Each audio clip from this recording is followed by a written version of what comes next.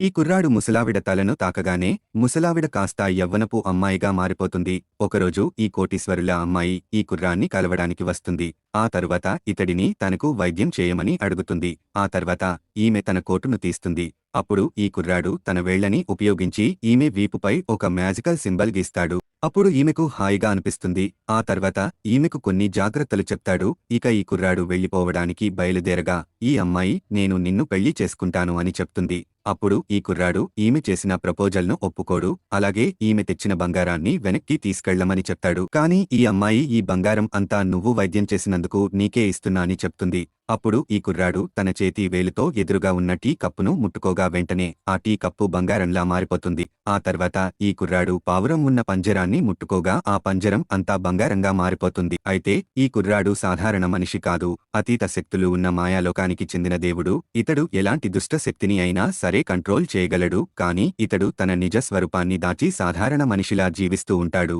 అప్పుడు ఇతడి కూతురు తన తండ్రి ఒంటరిగా ఉంటున్నాడని సీక్రెట్ గా ఇతడికి లైవ్ షో ద్వారా పెళ్లి చూపులు ఏర్పాటు చేస్తుంది. మిగతా స్టోరీ కోసం వీడియో లైక్ చేసి ఛానల్ సబ్స్క్రైబ్ చేసుకోండి.